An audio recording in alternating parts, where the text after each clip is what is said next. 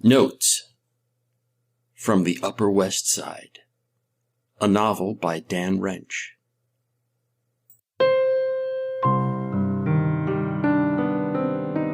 Chapter 74, The Majelco Job.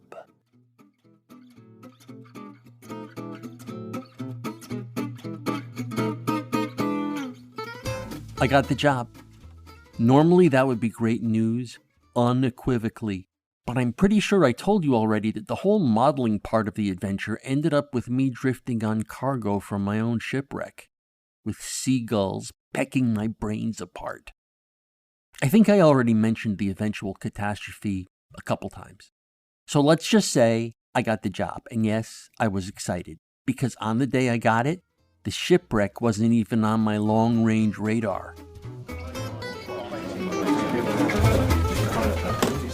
It was a one-morning shoot. In fact, I don't think it went a full 2 hours. I showed up, they shaved my face extra close because I guess I haven't mastered that art yet.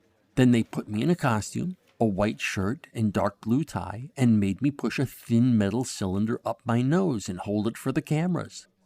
Click, click, click, click. You've seen these little machines, these gizmos, these gadget homunculi. They're tubular. They fit in a grown-up nostril. Posing with the gizmo was incredibly easy work even for a modeling gig. The only problem for the model, me, was I couldn't turn my brain off while the photographer was snapping his million shots.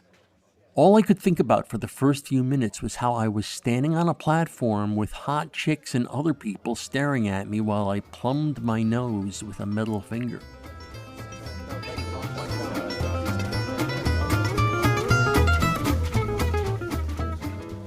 You may have seen the packaging by now. Yeah, it's out. You want to know what I look like? You can't really tell from the photo, because you only see my profile in the lower half of my face, but that's me with the Majelco mirror trim in my nose. I'm smiling.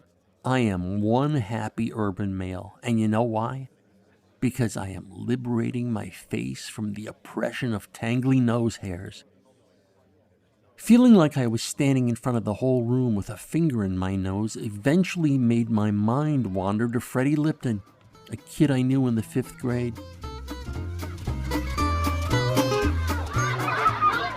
Freddie always smelled like tuna and picked his nose whenever and wherever. He didn't care. It was disgusting. All the kids hated him, and these 4 older boys who'd all been held back a year and always hung together, these guys would always find Freddie at recess and beat him up. And kids beating you up at recess is, well, it isn't a great experience, but it has its advantages. For instance, you never wonder why they're beating you up. The kids kicking your ass always tell you straight out, you smell like tuna, you pick your nose. Compare that to when you grow up and your wife decides one day she's never going to touch your cock again or look at you without rolling her eyes. You'll be looking back with nostalgia on those days when kids kicked your ass at recess.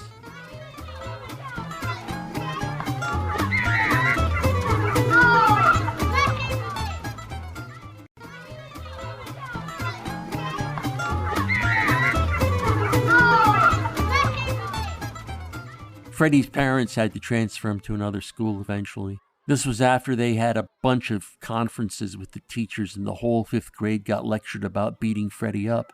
But even as a kid, I used to wonder why his parents just didn't make Freddie brush and gargle after his tuna binges, and why they didn't tell him about the limits imposed by taste and hygiene on public nose evacuation. It made me wonder what they smelled like and what their house looked like.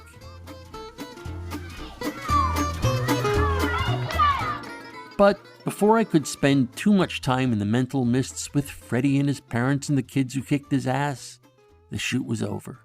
I changed back into my streets. I went downstairs. I lit up a cigarette.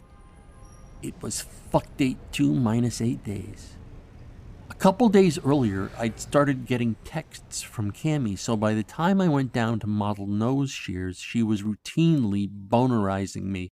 I was in such a constant state of arousal that I started taking long, late-night showers and making lame excuses to the wife.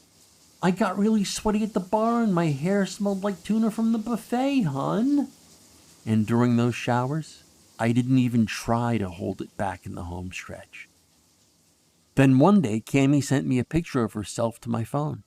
Her back was to the camera and arched. She was naked except for these tiny latex panties gartered to a pair of torn fishnet hose.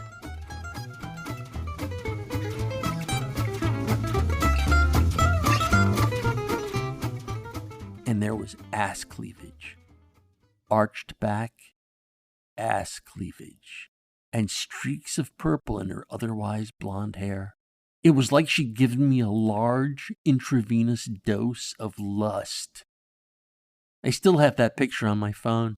I looked at it just after writing that last sentence.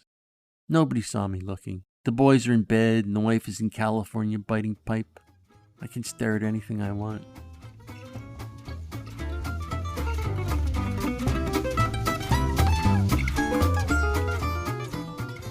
Notes from the Upper West Side is a work of fiction. The people depicted in this work do not exist. Notes from the Upper West Side, copyright 2020 by Dan Wrench.